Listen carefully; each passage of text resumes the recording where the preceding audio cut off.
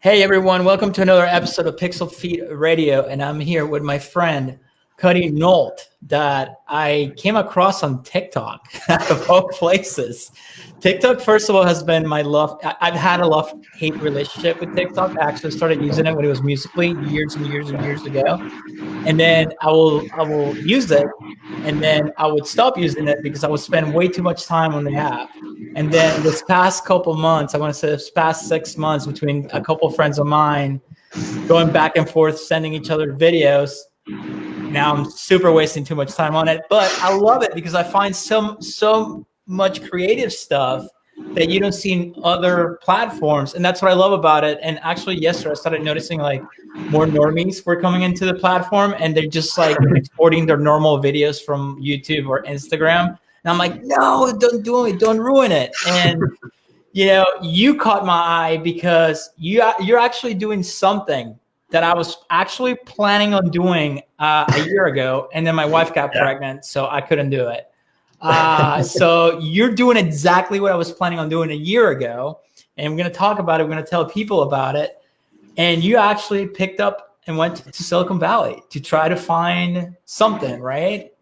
So why don't you, Cody, the floor is yours, man. Just tell us, how did you get the idea? Because you're a software engineer, obviously, and you were living in, I know it's in the West Coast somewhere. I can't remember top of my head. I was in Southern Oregon.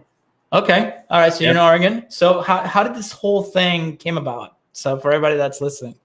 All right. Just for some background, but yeah, I'm a software developer. I've been working the same job for like the last 6 years, developing software for an investment consulting firm, and I've really been thinking about just the fact that like one for engineering. Sorry. It's okay. For engineers, we have this kind of situation where, as much as everybody really likes to put a lot of weight on having a stable long-term career, in my experience, I found that a lot of engineers who stay in the same job for more than 5 or 6 years tend to kind of get stale. They get a little disconnected from their industry. And so I've been kind of planning to move on from that company for a while. I've been talking to them for, I kind of gave them about 6 months heads up that I was going to be leaving in 2020. So I've been going through this really long process of basically trying to get a development team to take over my projects. And because I hit this point where I was just, trying to figure out what I was going to do next. I was interviewing for a really great tech position at one of the few Fortune 500 companies we had in the area, and it occurred to me that this was kind of the end of the road for that area. Right. If I wanted anything more, I was going to have to create it, and in order to really create something interesting, you got to have people who are passionate, and it was really hard to find the passionate people in that area. And so I was thinking, if I'm going to go on and, create something or be a part of something bigger, I want to go to somewhere where there's passion and drive, and I can find the people who have interests like mine. And every time I came down to Silicon Valley, just for like a conference on the weekend or something, I would meet people, and they were just I just made friends so easy here because I speak the language, of the engineers and stuff. So I really just hit the point where, I just had to make a deadline, and I said, okay. I think it was like January 22nd or something was my first post. That was literally my first day, or the last day of my previous job. And I posted from the office. I said, this is the last day of my job. Tomorrow morning, I am going to Silicon Valley, and I'm looking for something interesting to do. And that is awesome. And that's what I did. I had everything packed. I figured out kind of what I was going to need to just sort of live out of my car.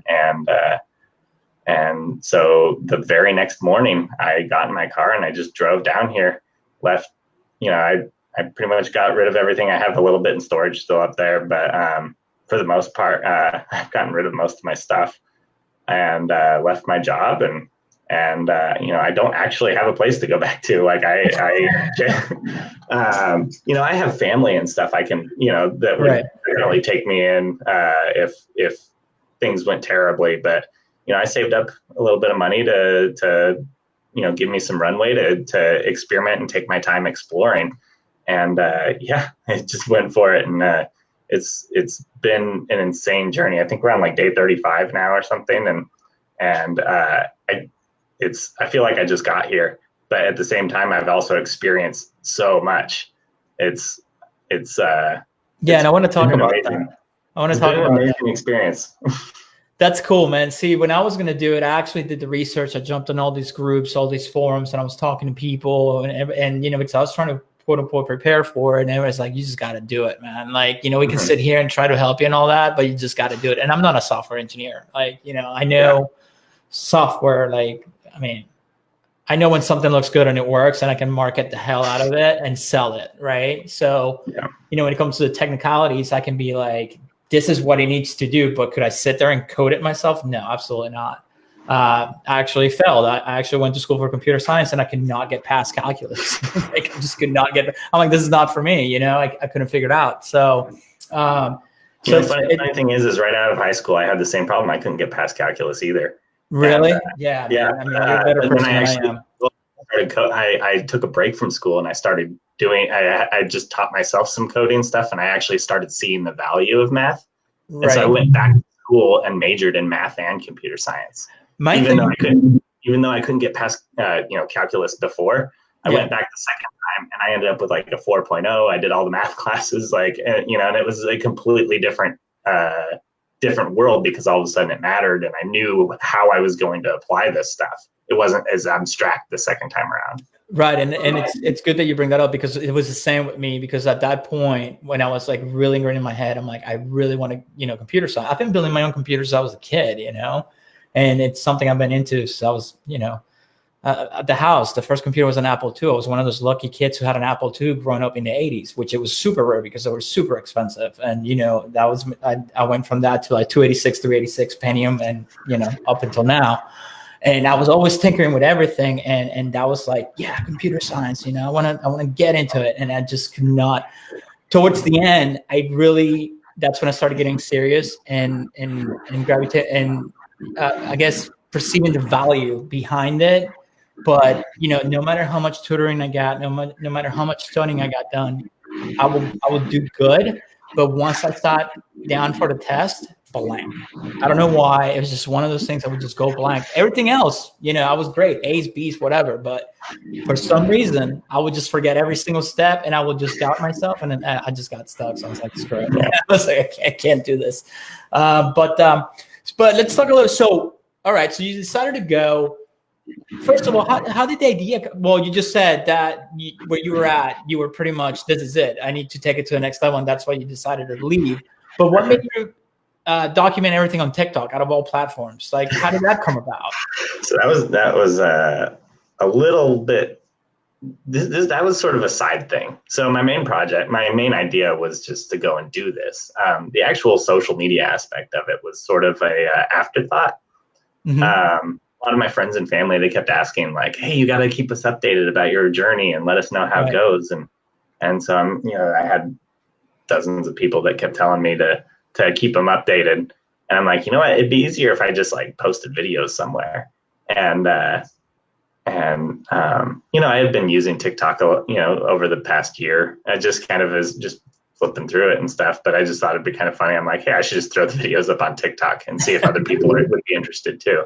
And I kind of joked. It was actually the day before I posted that first video. I joked with a friend of mine. I'm like, wouldn't it be funny if I just like posted some videos and ended up with like an audience while I did this? And we just kind of laughed and it's like, yeah, that'd be hilarious. And and then here we are. Here we are. I posted that second video that next morning when I was leaving and said, well, this is it. I quit my job. I'm heading to the Bay Area to live in my car. And then 7 hours later, I look at my phone and I have like my first 1,000 followers. That's crazy, man. And I'm like, oh, apparently this is going to be a thing. Yeah, and I'm sure you weren't even trying to get all technical with like the ranking or anything, because it's always people like you. It just happens, I mean, it has to click. You know what I mean? And yeah. I saw it and I thought it was awesome, right? As many other people do as well. So, there's no tricks or trips. That goes to tell you that, good content will find the audience. I don't care, how technical you get with hashtags and all that stuff, right?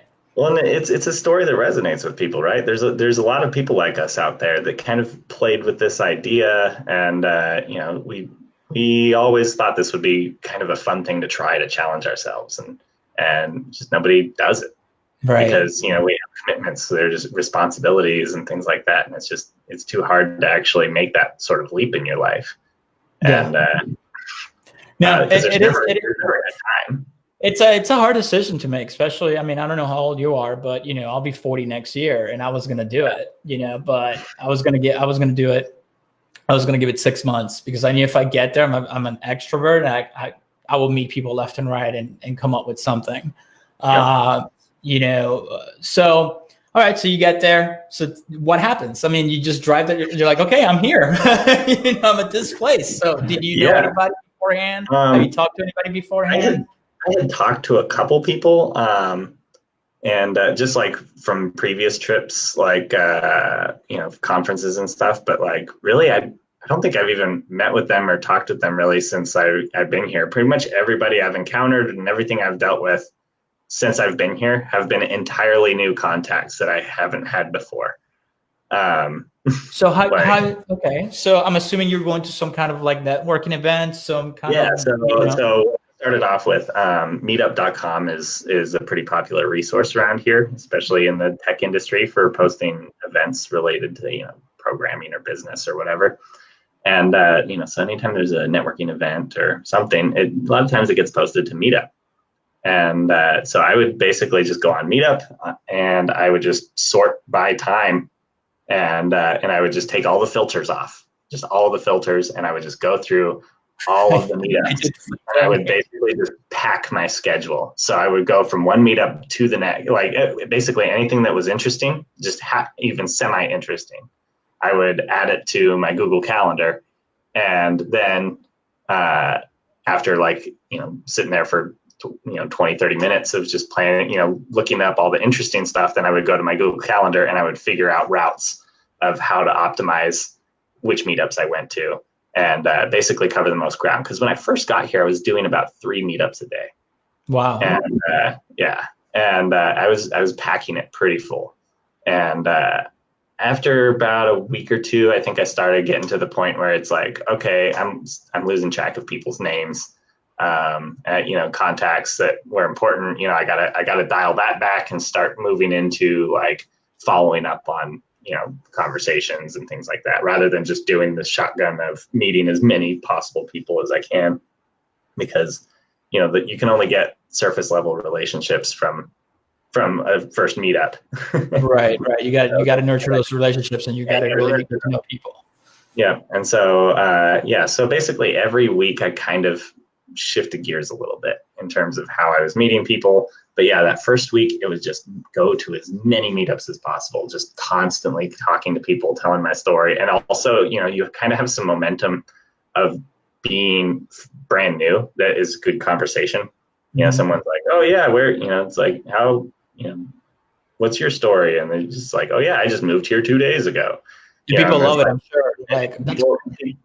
People, it's great conversation, and so you have a brief window there where you have this opportunity to basically share your story when you're like just arrived, and it gets people excited and kind of keeps them. And people are willing to help you, I'm assuming, just like, when I meet people that have just moved to where I'm at, it's like, oh yeah, you got to try this, you got to try that, you got to try this. People get, they want to tell you all about it. So it's like you said, that's a perfect window of opportunity. Tons of information, tons of leads, and it was just overwhelming. I couldn't even, there was just so many different resources. And that was one thing that was really challenging coming from a smaller town, because I wasn't in Portland, I was in Medford, which is, I think metro area is maybe 200,000. And then moving to the Bay Area, which has millions of people. It's very different. Like the landscape in terms of what is possible here is very different, and there's just so many resources, you can't keep track of them all. And so that was something I learned pretty quick, was going to all these resources. I was just becoming bombarded with information, and I was basically shifting tactics a lot just to try to deal with all the new information. Right. No, I can only imagine. I was actually planning on going to F8 this year, and they just canceled it. That's for Facebook developers conference. I saw that, the coronavirus thing they canceled. Yeah. So you're making me want to hop on the plane and get up there for a week at least, though. Cool, man. So all right. So you're developing these relationships. We all know Silicon Valley is super expensive. So you saved up money. You're pretty much living in your car, right? If I remember correctly from the videos. So you're living in your car. So tell us about that. Has to be, I mean, I've done it before, but it's like I couldn't imagine doing it for more than like a day, right? So how are you doing that? Like, I mean, obviously, like, how do you find a place to crash, or do you go to the gym and take a shower? I'm assuming get a gym membership and take a shower. My showers have been at gyms. Sometimes I shower. People who let me crash on their couch or something, I'll shower at their place or something. But most of the showers I've had were just Planet Fitness. I got a Black Card membership for like $20-something that lets you hit any Planet Fitness you want. Mm-hmm. And so depending on which part of town I'm in that day is where I shower. That's cool. But as far as living out of the car goes, there's definitely a lot of techniques to it, because it's I went camping a lot. I grew up being really into camping, so I know like what I need to survive. Right. And I did a couple weekends just kind of like sleeping in my car and stuff, traveling in towns and things. So I kind of knew what sort of challenges were going to come up, like in terms of space, in terms of staying organized. And you don't even have like one of those like decked out vans or anything. It's a regular car, right? So it's just a station wagon. I got a little cargo rack on the roof that I keep clothes and stuff in. In bins, I keep it all folded up nice but you see people who live in their car, then it's just like full up to the just mounds of trash. And you think like, oh man, that person must have been in their car for years or something. But in reality, like if you don't stay on top of it, like that could be like a couple weeks worth of trash. Next thing you know, they're on an episode of Hoarders. You could be on an episode of Hoarders in a couple weeks time, living out of your car because you just don't have space to keep trash around. Right. So you have to develop a lot of routines. You kind of have to get a little obsessive about, what you do, where you put things when you're not using them, and like making sure you never leave trash in your car, that sort of stuff. Otherwise it gets out of hand fast. Like if I go, 2 days without like intentionally like following my habits of cleaning and stuff, like it looks like a dump. Sure. Yeah. Like anything else, you got to keep your place clean, right? Yeah, so that's a big one, because one of my number one rules that I kind of share a lot is first rule to being homeless is don't look homeless. I know that's that's a pretty good rule to go by. Right now you caught me after I've been spending the whole week coding, so I need a shave and trim and stuff again, but I haven't. But normally, I stay on top of that. I shower I try not to ever go more than 48 hours without a shower. I do laundry about, I found that with the amount of clothes I have to do laundry about every 6 days. I always wash all my bedding, and I wash I stay on top of all of it because you just have to. Well, I mean, the good thing is you can always wear, hoodies and t-shirts and jeans. I mean, you're in Silicon Valley, so that's like the standard, attire. So you don't have to worry about suits or any of that crap, right? Yeah, so, I have a suit. I don't know if you saw some of the videos, but some of the professional mixers I went to, I actually threw on my suit jacket. But it's a, the smart casual look. You wear just a nice pair of jeans and a blazer or something, you're pretty much good to go. So, okay. So that's interesting. And the other thing, okay, you said you saved up money and all that stuff, but obviously you don't want to spend all your money. So I know it's super expensive out there. So how have you learned to budget? Because I'm sure it's a change from being at home and doing your normal routine and stuff and going out to eat all the time and blah, blah, blah. Like when you get there, it's like, okay, I have X to work with. I have to budget this because I don't know how long, it's going to be since I have another. That's the other question I was going to ask you. Do you have any other recurring income? Are you doing like side gigs online or anything like that? Like, what do you do? I mean, I'm super curious about all that, right? Those are all good questions. So basically, I planned. What I figured is I needed some time to figure things out, and so ultimately, if you look at what your financial runway is in order to do something like this, you're gonna burn through your cash really quick if you have a lot of bills to pay. And so coming into this, I'm out of debt. I don't have. I pretty much pay my health insurance. I pay for my gas. I pay for my food. That's pretty much it. You're not racking out amount of debt with credit cards. I did that a long time ago. I mean, it paid off, but it's a very stressful move. Sure. I'm very anti-debt. I've avoided that's why it took me 7 years to get a bachelor's degree, because I kind of had this philosophy that if I can't pay for it, I don't do it. That's awesome. And so it took me years to get through college, but now I made it through college and I don't have $100,000 of debt I have to pay back that a lot of my colleagues and stuff do. And so, so that was one thing, just cutting back all of my stuff. I mean, I could drag the runway out further if I was willing to do like, take government assistance or something. But I feel like because I'm kind of I'm choosing to take this risk, and also, a lot of people are watching and all this stuff. I feel like I kind of, food stamps and stuff, that's not really the route I want to be taking. Yeah, it's not like something horrible happened to you and you're in this position that, I get what you're saying. I feel like those are resources that are available for people who basically are down on their luck. I'm not down on my luck. I'm taking a risk to go to the next level. And so basically I wanted to be financially prepared to take that risk on my dollar and not someone else's.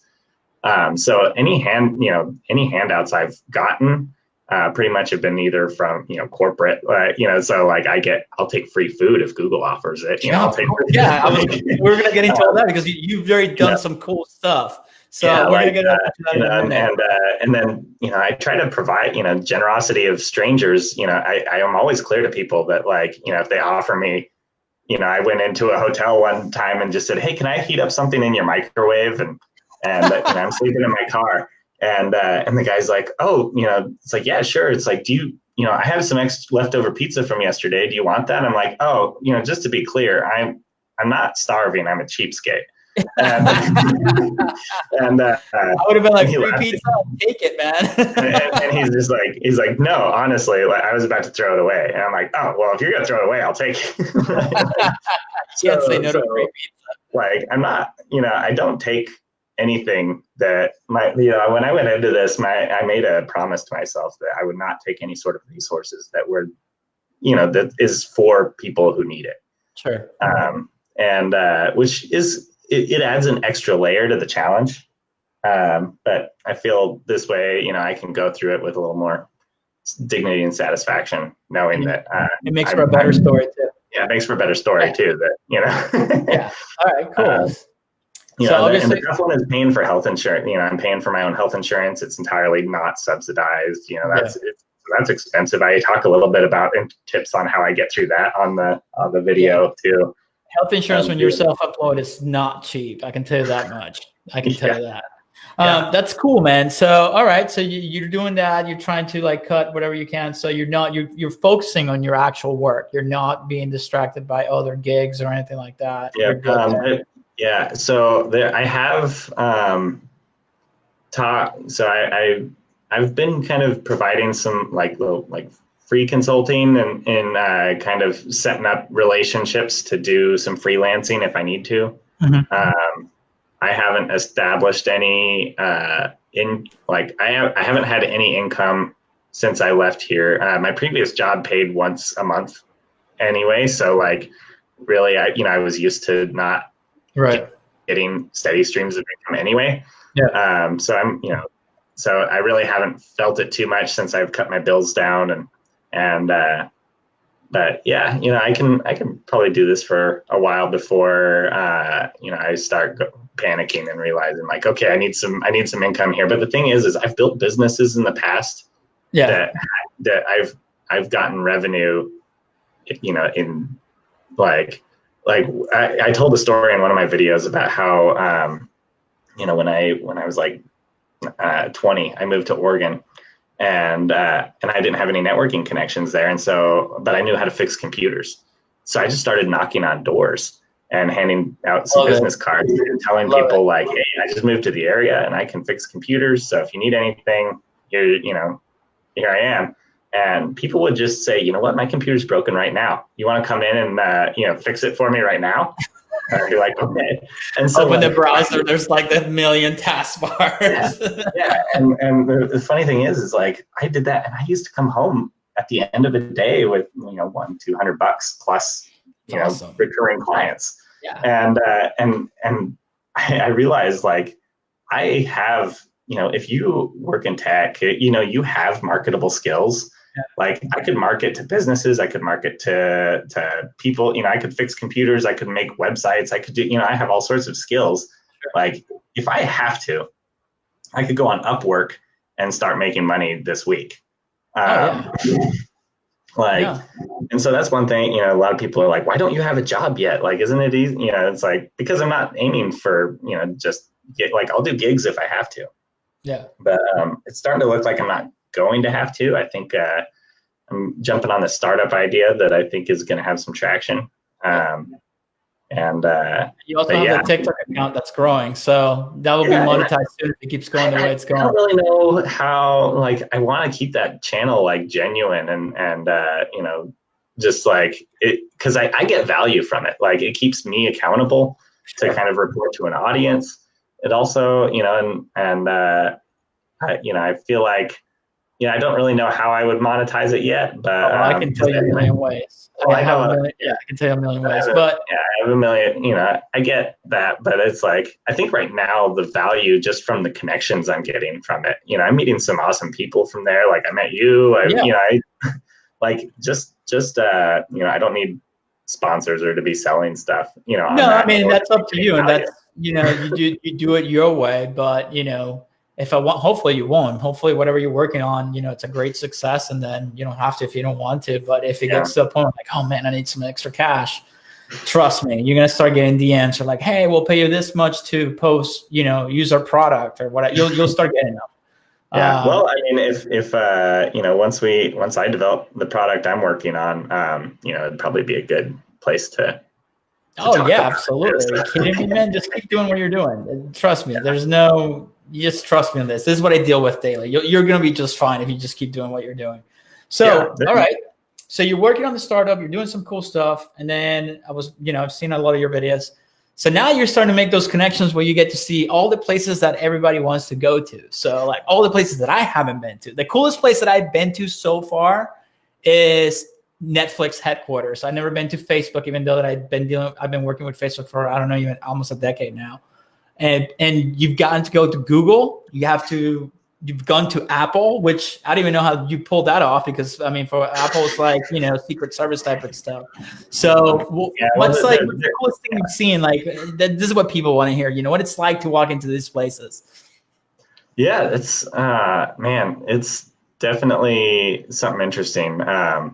One of the places that I knew that I was going to be interested in kind of checking out these places and stuff because, from one of the visits I came down here last year, and I realized how easy it was to make friends because I went on meetup.com and there was like a making friends group, and I just posted like, hey, does anybody want to show me around and maybe have a couch I could crash on? And someone posted like, yeah, you want to, it's like, I got a spare bedroom you can stay in for a night and it's like, oh, cool. You want to meet somewhere public? He's like, yeah, meet at my office. And it's like, okay, where are you at? And he's like, oh, I'm an engineer at LinkedIn.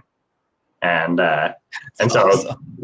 So last year I got, to where I got to eat in their cafeteria and they have an awesome one too. And so that was like, I realized how easy it was for me to make engineer friends at that point. So that was like one of the realizations, like I could come back here and I could do this like all the time. I bet I could get into all these companies and check them all out and go exploring their camp. Cause like he invited me over, let me eat in their cafeteria, gave me like a 3-hour personal tour of every building on their campus. Like, that's awesome. And so that was when I'm like, okay, when I come down here again, I'm going to try to get it, meet people from all these different campuses and go exploring and stuff. And yeah, I met the Google engineer I met was at a startup. I think it was the Z Foundation pitch night that they did. I met an engineer there, and he, we were just talking. He's like, "Hey, you want to come to Google campus tomorrow?" And yeah, of course. Who would say no to that? Yeah. So I mean, it's there's always people out there that want to share their, because there's so many people, there's thousands of people that work at all these companies. Like somebody is looking to just have company for, like. So what's the coolest thing that you saw? Like, okay, I saw that you went to Google. I saw you went to Apple. You said you went to LinkedIn. So if you had to name one thing, the coolest thing that you saw that, like, I want to say blew your mind, because I'm sure all that stuff that will blow your mind is like super secret, but like, you're like, oh, that's kind of cool. You know what I mean? That caught your attention. Everybody knows about the free out of like big tech companies. Yeah. Out of the big tech companies, I mean, most of the stuff I've seen, it's not like I've seen big secret things in these places, right? They say like, hey, no filming inside these buildings, but or whatever. Like, for instance, Apple, all that footage was outside or in the courtyard or whatever. I thought that video was hilarious, man. I was laughing my ass off watching that. Like, and then what was it? Was it a shirt or a hoodie? It was a shirt. What is it? He bought me a shirt that says like, I visited Apple campus and that's all I'm allowed to say. I love that. I laughed so hard when I saw that. That's cool, man. They really like drawing attention to their secrecy culture that they've created there. I mean, all these companies have a certain culture of secrecy, but Apple's is like they really compartmentalize their employees there. And dude, Apple has broken doors of people's apartments because they thought they had an iPhone prototype. Like, you don't want to mess with Apple at all. Yeah, that's really cool. So, all right, so you got. It's hard to say which one was the most interesting. I feel like everything has, something interesting to contribute, and I want to keep exploring the big tech companies, because I've only seen a handful indoor, like actually gone in and stuff, and like I feel like none of them are really quite what you imagine. And I felt like LinkedIn was a company that I really didn't think was as big as it and established as it was until I actually went in there. Oh, really? And I wish I don't have videos posted of LinkedIn's, but like I really, they have really nice campus. But all these big tech companies have nice campuses. Yeah, they all do. So what's the move? What's going to be so you're working on the startup. So what's the next, what's going to be, what do you have planned for like the next few weeks? Or what are you working on the startup? So what do you think you're going to go from here? Just so people, I'm going to give people, I'll post your TikTok account and all that good stuff in the description and all that, so they can follow you, because trust me, if you dig tech and you dig at this journey, it's pretty cool seeing from day one to where you're at right now. So what do you think you're going to be at in the next couple of weeks that you have, with whatever you're working on, whatever you have planned? That's a good question. So what I've found in this journey is that it's really hard to see where I'm going to be a few weeks in advance. Because part of my strategy here was to be so flexible that I could take the path that I thought would be of the most value without having to, living out of my car, not having a place to live, you would think is actually a hard thing, but actually not having stuff makes you very flexible. Because, if you think, oh yeah, I wouldn't need to be in Sunnyvale or Mountain View. And then you realize like, oh, you know what, there's work up in Palo Alto and I'd save time if I was staying there, or, just being flexible has been kind of a strategy of mine that I've been sticking to. And I don't really, so my idea was that, my first month of videos was going to be primarily focused on my arrival, how to get settled, how to, living in the car, dealing with unknowns, and all this, and trying to meet people as much as I can. And so after that first month, I also was, exploring the opportunity to, maybe work at Facebook. I got about 3 interviews in for their infrastructure strategy data science team. And I've heard Facebook interviews are brutal because I have people on the inside. I do like Facebook advertising and marketing, and I've heard some of the stories of I know actually one of my good friends works for Instagram too, which is owned by Facebook. And I've heard their interviews are just brutal. It's like a bunch of them, and it's like I couldn't even imagine. I had to go through. I think I did pretty well on the database interview. I think I did well on the coding interview, and then I was kind of expecting, based on things I read on Glassdoor and other apps, that it was the next interview was going to be more statistics oriented. Yeah. And so that's kind of what I studied up on. And then when I actually got into the interview, they were all like actual machine learning engineering questions that I hadn't studied since college. And, being able to answer questions about, error functions of, like modifying error functions of logistic regression algorithms or, that sort of stuff. I haven't done that in years.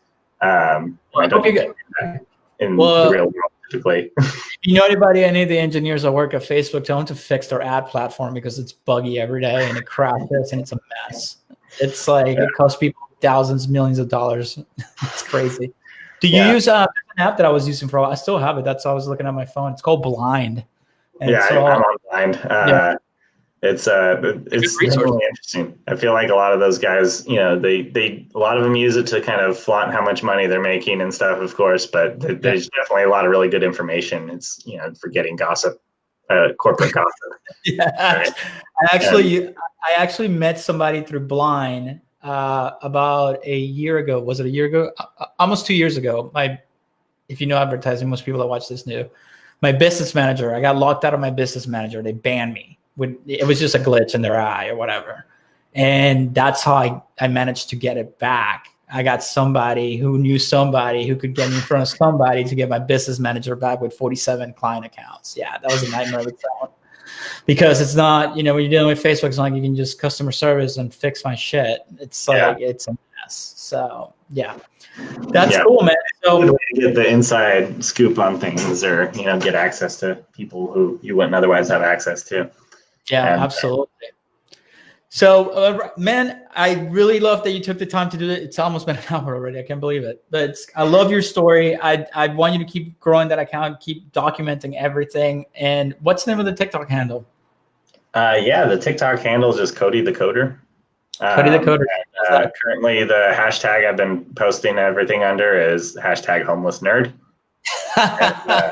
Which is actually pretty funny. I've been using that hashtag to keep track of how many views I've been getting, and I think I'm up to 1.1 million views now. Between 1.1 million already? I think when I found you, it was I don't even think it was half. I think it was less than that. Yeah, I mean, my likes I think are almost to 100,000, but the actual total views, if you add up all the homeless nerd hashtags, we're up over 1 million.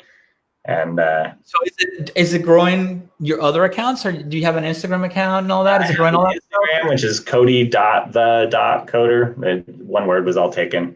And that was kind of an afterthought that I did a couple weeks later.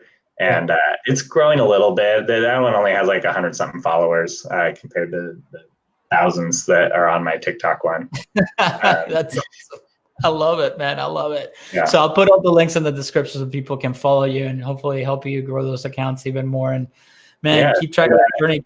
I'm telling you, it's super entertaining. It's awesome. I might get on a flight. We'll stay in touch, and I might just get on a flight and go out there for a week and just rough it out with you and just go to all these meetups and see who I can meet over there.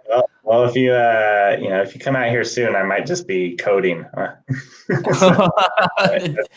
Working on a startup is way more than a full-time job. I can only imagine.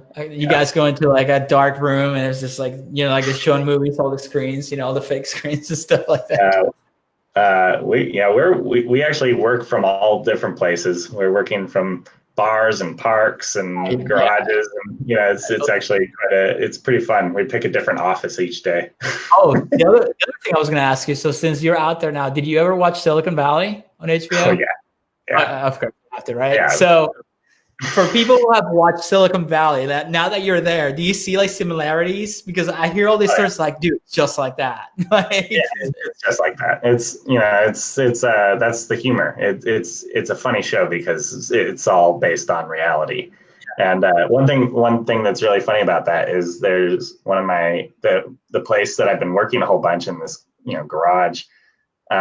Doing the startup, it was right near this road, Newell Road. And I kept wondering, what the heck, Newell Road sounds familiar. Was there a famous startup that started on Newell Road? I was thinking, was that HP or Apple or who was that?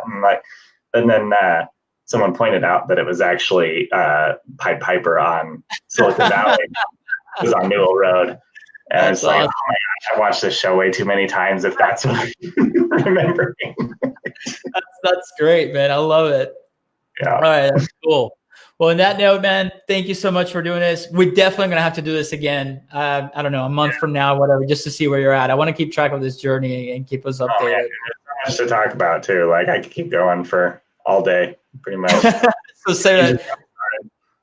Yeah. We'll definitely touch up in like a month or so. I want to keep track of this. I'm going to keep watching you on TikTok and all that stuff. But definitely, I want to have you back on to see where you're at and when you're going, because it's a really cool story. And then I don't know, maybe I'll go out there for a week not coding all day. It's not stopping anytime soon. What was that? And I'm not stopping this anytime soon. Yeah, man. Just keep at it, get it done.